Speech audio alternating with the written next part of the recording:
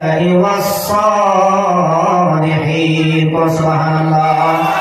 সকল মানুষ নবী পায়, যেই সকল মানুষ সিদ্দিকীনদের সোহবতে বসতে পারে নাই, শুহাদাদের মধ্যে বসতে পারে নাই, ওই সকল মানুষকে আল্লাহ রাব্বুল আলামিন বলেন, ও আমার বান্দারা, ও মুমিন বান্দারা, তোমরা সালিহিন, তোমরা নেককার পীর মুর্শিদদের সোহবতে বসতে থাকবে। সুবহানাল্লাহ। আল্লাহ রাব্বুল আলামিন বলছেন যে সালিহিনদের সঙ্গী হয়ে যাও। এই সালিহিনদের সঙ্গী হলে পরে আল্লাহ রাব্বুল আলামিন বলেন যে তোমরাও নেক হয়ে যাবে, তোমরাও পবিত্র হয়ে যাবে। সুবহানাল্লাহ। এই সালিহিনদের সঙ্গী হওয়ার আগত আল্লাহ তাআলা কে বান্দারা আমার ভয় করো।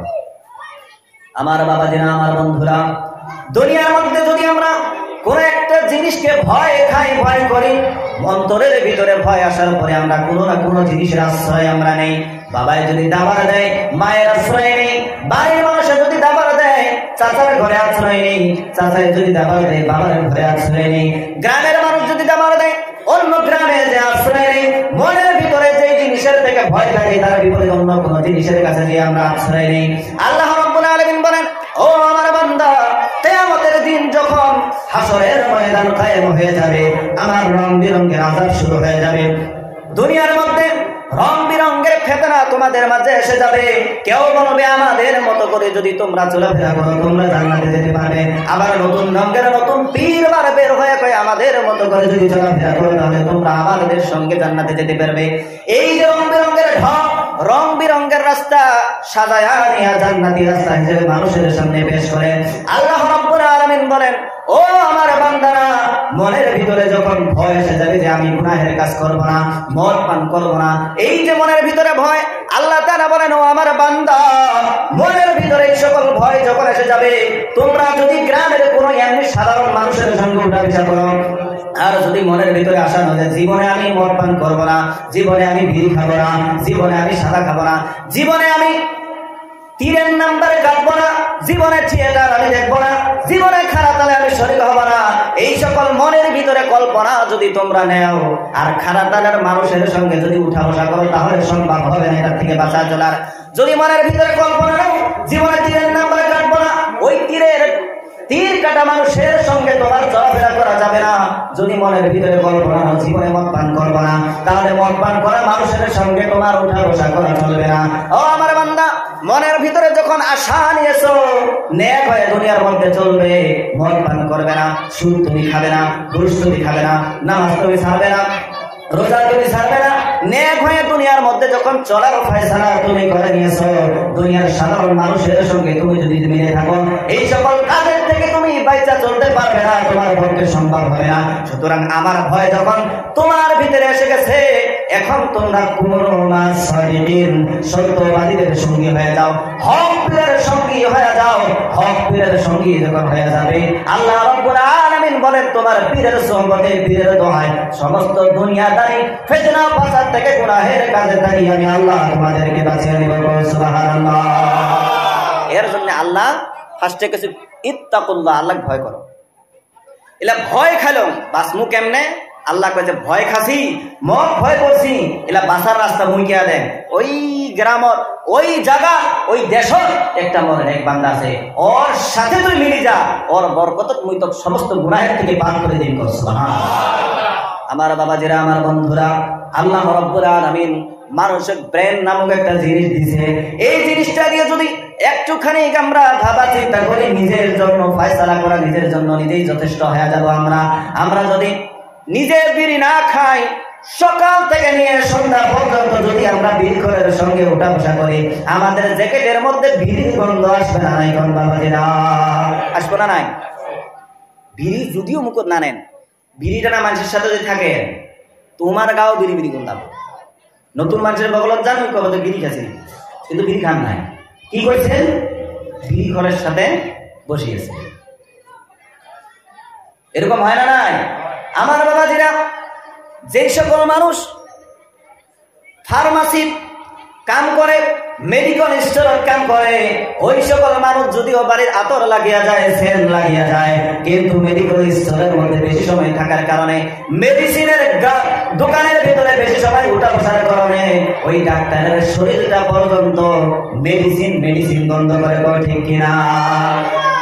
ডাক্তারের গাও মেডিসিন, সেলাইনের পানি গন্ধায় কেন? যদিও ওই সেলাইন কার না খালি না দেয়, মানে ওই সেলাইনের গন্ধটা অর্গান আসে, যেটা ওর বগলতে থাকে। আমার বাবাজিরা, আমার বন্ধুরা, এমনি করে দাও পিঠায় যে কামার, ওই কামারের কাম যদি তোমরা না করেন, বেসরকারি বাজারত যখন কামার দাও বানায়, ওই কামারের বগলত বসে যদি কামারের সাথে খালি গল্প করে থাকেন, কামারের বগলত বসে গল্প করে থাকেন, কামার ওই যে দাও পিঠায়, তোমরা দাও পিঠার নাম, কিন্তু বগলত বসে থাকার কারণে কামার যে দাও পিঠাবে, ওই দাওয়ের গান্ধাগুলো, গান্দা পানিগুলো আপনার শরীরের মধ্যে, আপনার কাপড়ের মধ্যে চলে আসবে না? আসবো না? নাই আসবো। এমনি করে আল্লাহ রাব্বুল আলামিন বলেন, ও আমার বান্দা, দুনিয়ার মধ্যে তুমি যদি তোমার বিবেক নিয়ে একটু চিন্তা ভাবনা করো, তোমার নিজের ফয়সালা করার জন্য তুমি নিজে যথেষ্ট হয়ে যাবে। আতর ব্যাপারী যদিও আতর গায়ে না লাগায়, আতর নিজে ইচ্ছে করে যদিও না লাগায়, কাস্টমার যখন আসে বদল করে সোমবার দেয়, আবার মুখেরি মারিয়া হয়, বদল করে সোমবার দেয়, আবার মুখেরি মারিয়া হয়। এইরকম করতে করতে ওই আতর ব্যাপারের শরীরটা কাপড় সহকারে আতর বন্ধ শুরু করে দেয় না? নাই দেয় না? নাই। রোজার মাসত এত তো আতর ব্যাপারী নাই আমার রোজার মাস ছাড়া। রোজার মাসে আতর ব্যাপারী গাও সঙ্গীত, ওর গাও আতর বসায়, কিন্তু দেয় না। এই যে মানুষ দিবেন বন্ধুগণ, আমার বাবাজিরা, এমনি করেন আপনারা। আমরা যদিও ন্যাক হইতে পারি নাই, যদিও আমরা গুনাহের মধ্যে লিপ্ত হয়ে থাকি, যদিও দিন যায় আমাদের গুনাহের মধ্যে, রাত যায় আমাদের গুনাহ করতে করতে, আল্লাহ ওয়ালা মানুষের সঙ্গে যদি আমরা একটু সময় বসে থাকি, একটু সময় তাদের সঙ্গে বসে থাকি, তাদের নুরানি চেহারা যদি অল্প সময় দেখে থাকি, আল্লাহ রাব্বুল আলামিনের রহমত ওই সকল মানুষের উপরে হইতে থাকে, তাদের রহমতের ছিটা আমাদের উপর যদি ওরা আসে, আল্লাহর ওলির বরকতে ওদের উপরে যে আল্লাহর রহমত হইতে থাকে, তাদের রহমত আমাদের উপরও একটু বর্ষিত হবে। সুবহানাল্লাহ। কারণ হাদিস শরীফের ভিতরে পাওয়া যায়, আল্লাহর নবী সাল্লাল্লাহু আলাইহি ওয়াসাল্লাম বলেছেন, কোন একটা ওলির মজলিসে, কোন একটা নেক মানুষের মজলিসে একজন মানুষ যদি বেমাতলাবিতে মনের ভিতরে নিয়ত নাই, ওই ওলির মজলিসে বসবে, মনের ভিতরে নিয়ত নাই, কারো ধারের টাকা নেওয়ার জন্য আসছে বা কারোর সাথে নাগাল ধরার জন্য আসছে, এমন নিয়ত করা মানুষ একজন যখন এই ওলির মজলিসে বসে থাকবে, যে দোয়া হওয়ার পরে নাগাল ধরে ধারের টাকাটা তুলিয়া নিয়ে যায়, আল্লাহ রাব্বুল আলামিন বলেন, যে বাহানায় হোক আমার এই বান্দা ওলির মজলিসের মধ্যে বসে গেছে, আমি ওই বান্দার জীবনের গুনাহগুলো মাফ করিয়ে দিলাম। সুবহানাল্লাহ। এই হচ্ছে ওলির সোহবতত বসার ফায়দা। সোহবতে সালেহ তোরা সালেহ কুনদ, সোহবতে তালেহ তোরা তালেহ কুনদ। নেক মানুষের সাথে বসলে নেককার হওয়া যায়। বদকার মানুষের সঙ্গে যদিও উঠা বসা করেন, সময় লাগবে না, কোন দিন ফেসলায়া বদকার হয়ে যাবেন। নাউযুবিল্লাহ। এক জামানা सोहबते बा औलिया बेहतर अज सद सानताते बेरिया। नेक वलिদের সোহবতে, আল্লাহওয়ালা মানুষের সোহবতে অল্প খানিক সময় বসে থাকাটা, আল্লাহ রাব্বুল আলামিন বলেন, আমার ওই বান্দা যে মানুষের মনের ভিতরে কোনো রিয়া নাই, মানুষের দেখানোর জন্য নয়, গভীর রাতে আমাকে রাজি খুশি করার জন্য আমার এক বান্দা 1000 রাকাত ইবাদত করলো, 1000 রাকাত নামাজ পড়ে নিল। আর নবী রাহমাতুল্লিল আলামিন বলে গেছেন হাদিস শরীফের ভিতরে, কোনো বানাবাটি কথা নয়। আল্লাহর নবী সাল্লাল্লাহু আলাইহি ওয়াসাল্লাম বলেছেন, বনি ইসরাইলের জামানায় এক বান্দা, যে বান্দাটা 99 জন মানুষকে কতল করে দিয়েছে, হত্যা করে দিয়েছে, যে হত্যার বিষয়ে কোরআন বলেন, মান কতালা নাফসান বিগাইরি নাফসিন আও ফাসাদিন ফিল আরদি ফাকান্নামা কতালান নাস জামিআ। কোন মানুষ যদি বিনা ওজুহাতে, বিনা শরঈ হুকুমে একজন মানুষকে হত্যা করে দেয়, আল্লাহ বলেন ওই মানুষটা যেন তামাম পৃথিবীর মানুষকে হত্যা করিয়া দিল। নাউযুবিল্লাহ। আর বনি ইসরাইলের জামানার ওই মানুষটা 99 জন মানুষ মারি ফেলেছে, কতল করে দিয়েছে। 99 জন মানুষকে হত্যা করার পরে মনের ভিতরে ভাব চলে আসলো, আরে আমি এত মানুষকে হত্যা করে ফেলেছি, আমি যদি এমন অবস্থায় মরে যাই আল্লাহ রাব্বুল আলামিন আমাকে তো জাহান্নামে দিবে। মনের ভিতরে ভয় আসছে। নিজে মনের ভিতরে ভাব আসার পরে চিন্তা করলেন কোন একটা মানুষের হাতে হাত দিয়ে তওবা করে যাতে গুনাহগুলো মাফ হয়ে যায়। ওই আল্লাহর বান্দা, যেই বান্দা 99 জন মানুষকে হত্যা করেছে, 99 জন মানুষকে হত্যা করার পরে এক ব্যক্তি এক আলিমে দ্বীনের কাছে যায় বলে, ও আল্লাহর বান্দা, 99 জন মানুষকে আমি হত্যা করে ফেলেছি, 99 জন মানুষকে আমি হত্যা করে ফেলেছি, আমি আল্লাহর কাছে তওবা করতে চাই, আল্লাহর কাছে গুনাহের মাফ চাইতে চাই, তওবা করতে চাই, আল্লাহ আমার গুনাহটা মাফ করবে না। নাই আলিমে দ্বীন কই 99টা মানুষ মারি ফেলেছি, অসম্ভব, আল্লাহ মাফ করবে না। আল্লাহর বান্দা যখন এই কথা শুনতে পারেন যে 99 জন মানুষকে মেরে ফেলেছি, এর জন্য আল্লাহ তাআলা আমাকে মাফ করবে না, জাহান্নামে এমনিও যেতে হবে, সেমনিও যেতে হবে, এই বান্দা তার কল্লা আমি উড়িয়ে দেয়, এমন করে হেডট্রিক মেরে ফেললো। 99 জন মানুষকে মেরে ফেলার পরে সেঞ্চুরি মেরে দিল, 100 জন মানুষ ওই বান্দা হত্যা করে ফেললো। নাউজুবিল্লাহ। যে আলিমে দ্বীন কইল যে না, অসম্ভব, 99 জন মানুষ মারি ফেলেছি, তো আল্লাহ মাফ করবো। একজনের গুনায় কত বেশি, 99 জন। ওর রাগ জানো এমনও জানে, সেমনিও জানে, যাস তোকে মারে, ওকে মারি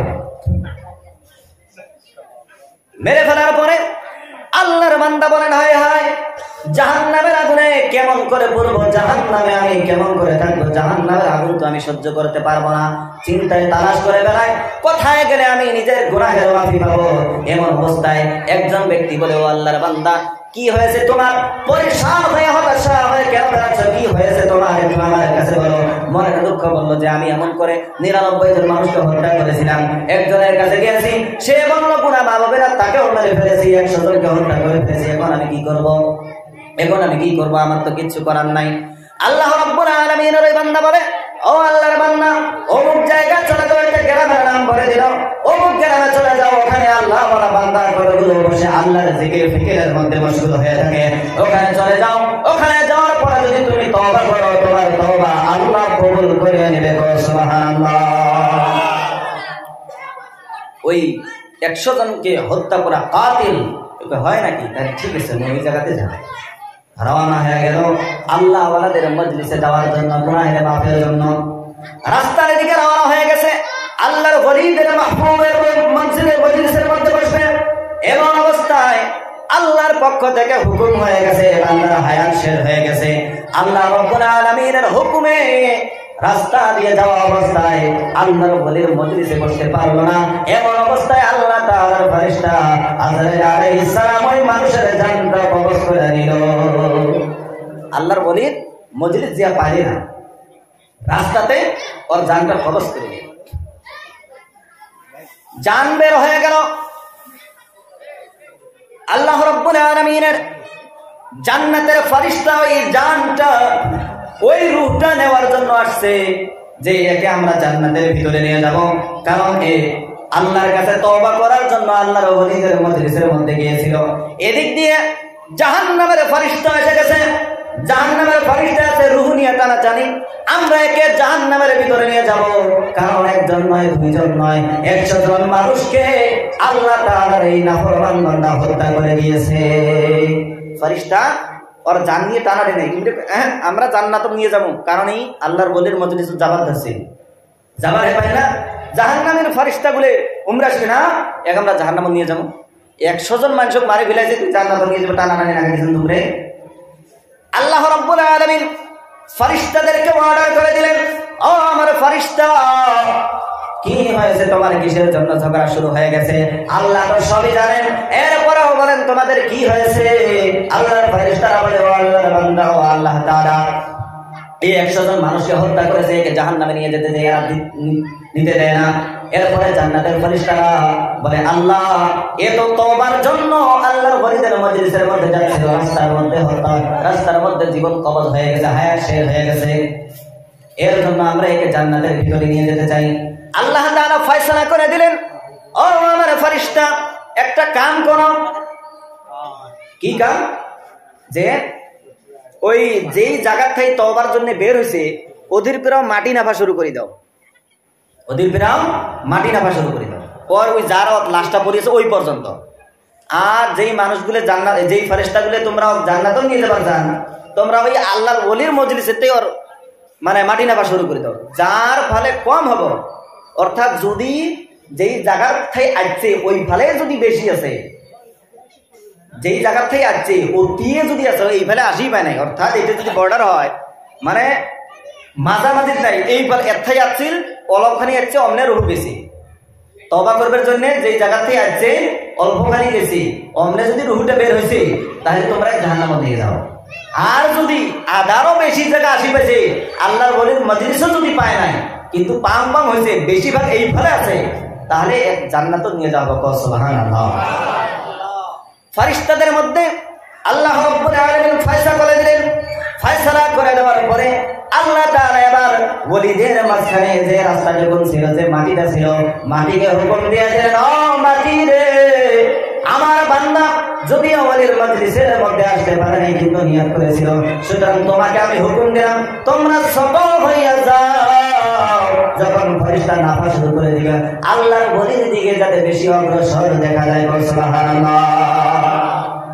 যেলা নাফি দেহে আল্লাহর ওলির ফলে বেশি পাং পাং অবস্থা হয়ে আছে।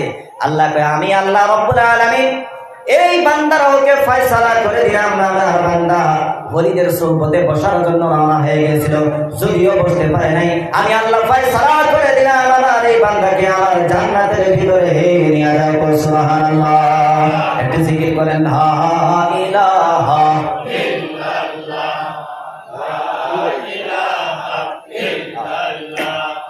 লা ইলাহা ইল্লাল্লাহ, লা ইলাহা ইল্লাল্লাহ, লা ইলাহা ইল্লাল্লাহ। আসমানের মালিক যে আল্লাহ, জমিনের মালিক সে আল্লাহ, হায়াতের মালিক সে আল্লাহ, মৌতের মালিক সে আল্লাহ।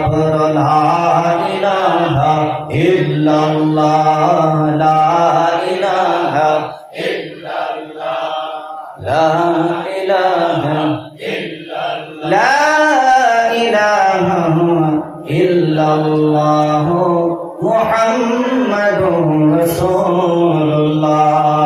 আমার বাবারা সবাই মুরিদ হয়েছেন তো কম বেশি? মুরিদ হয়েছেন না সবাই?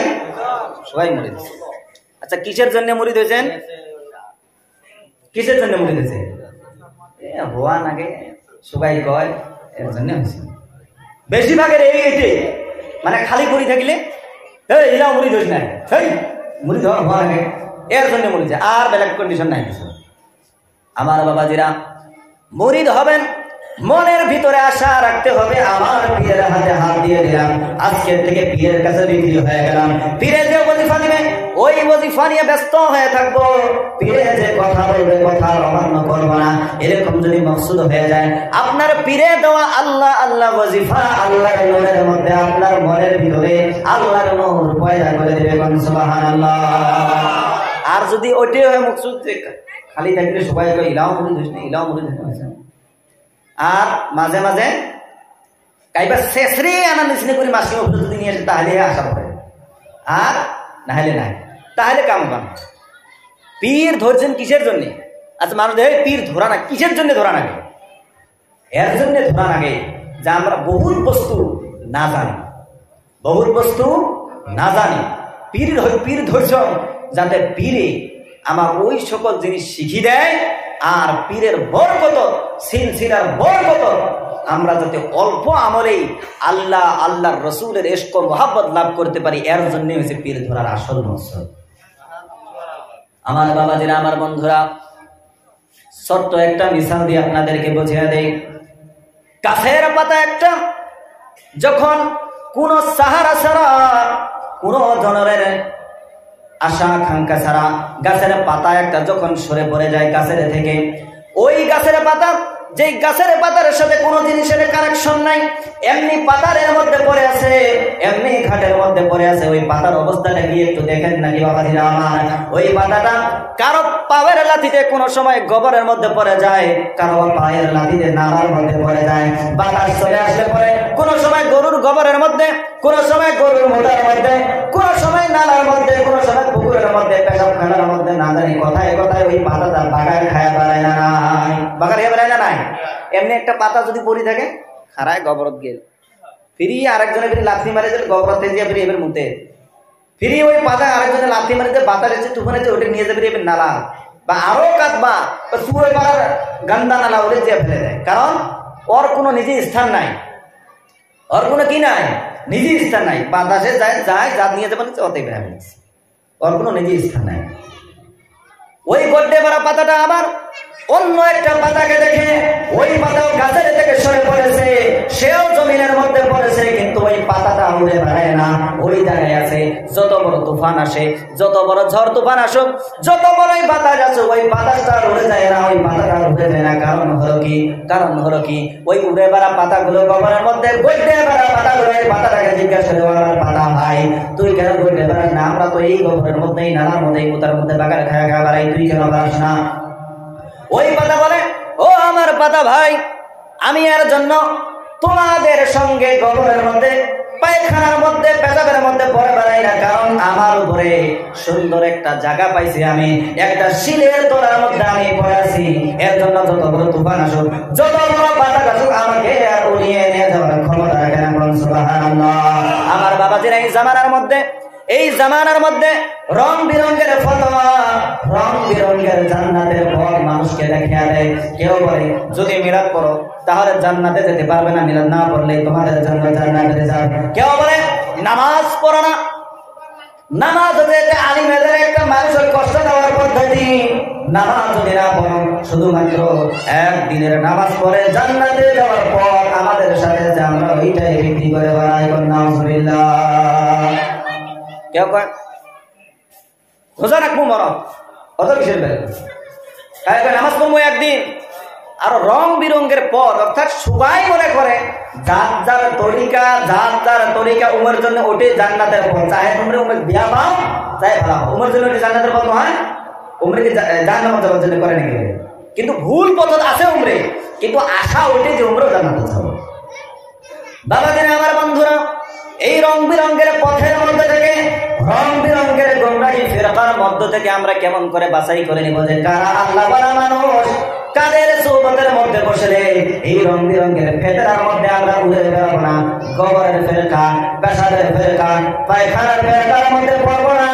এমন নেক মানুষ কেমন করে চিনবো? আল্লাহর নবী সাল্লাল্লাহু আলাইহি ওয়াসাল্লাম হাদিস শরীফের ভিতরে বলেছেন, নবীজি আমার বলেন, আলা উনাব্বিউকুম বিখিয়ারিকুম, ও আমার সাহাবারা, আমি কি তোমাদের মধ্যে সবচাইতে ভালো মানুষগুলোর বিষয়ে তোমাদেরকে আমি বলবো না? আল্লাহর নবীর কথা শুনে সাহাবারা বললেন, ইয়া রাসূলুল্লাহ, কেন নয়, অবশ্যই আপনি বলুন। কারা হচ্ছে সবচাইতে সুন্দর মানুষ? কারা হচ্ছে সবচাইতে সুন্দর চরিত্রের মানুষ? কাদের সুবতে বসলে আমরা জান্নাত পাবো? নবীজি আমার বলেন, ইদা আমার বান্দা, যাদের চেহারা দেখলে পরে আল্লাহর স্মরণ এসে যায়, তাদের সঙ্গে তোমরা হয়ে যাবে, তাদের সুবতে বসবে, তাদের কথা মেনে চলবে। সুবহানাল্লাহ। এমন পীর আছে বাবা, জীবনে গোসল করে না, শরীর থেকে খাসনা খাসনা গন্ধ আসে, আমার বলে ওরা নাকি জান্নাতের পর বিক্রি করে বেড়ায়। তাদের চেহারা দেখলে কি আল্লাহর স্মরণ আসবে নাকি? বাবাজিরা আমার আসবে বলে দেলে কুতির মুছে রেখেছে, এটাই মনের ভিতরে আসবো, তাহলে ওটা ন্যাক হল, ন্যাক হও। কাপড় 20টা তালি দাও, 100টা তালি দাও, মই কাপড় না পেলাম, তালি তো দোয়া নেই, কিন্তু সাফ থাকা লাগবে। কি থাকা লাগবো? সাফ থাকা লাগবে। আল্লাহ রাব্বুল আলামিন বলেন, ওয়াল্লাহু ইউহিব্বুল মুত্তাহিরিন। আল্লাহ পাক রব্বুল আলামিন ওই সকল মানুষকে পছন্দ করে যে সকল মানুষ পাক পবিত্রতা থাকে, সাফ সুতরা থাকে, ওদেরকে আল্লাহ তাআলা ভালোবাসে, মহব্বত করে। সুবহানাল্লাহ। নবী সাল্লাল্লাহু আলাইহি ওয়াসাল্লাম ওই সকল মানুষকে ভালোবাসে যে সকল মানুষ সুন্দর করে বেড়ায়, যে সকল মানুষ সুন্দর লেবাসের মধ্যে থাকে, সুন্দর করে বেড়ায়। এক সাহাবী নবীজি সাল্লাল্লাহু আলাইহি ওয়াসাল্লামের জামানায় নবীজির কাছে আসছে এমন অবস্থায় দাড়িগুলা উল্টা পাল্টা হয়ে আছে, চুলগুলি উল্টা পাল্টা হয়ে আছে। নবীজি আমার বলেন, তোর কি বাড়ির মধ্যে তেল নাই নাকি, তোর কি বাড়ির ফেরি নাই নাকি, দাড়িগুলো অল্প সোজা করে আসবেন না ভাই, চুলগুলো অল্প সিধা করে আসবেন না ভাই। আর এমন বাবা বের হয়েছে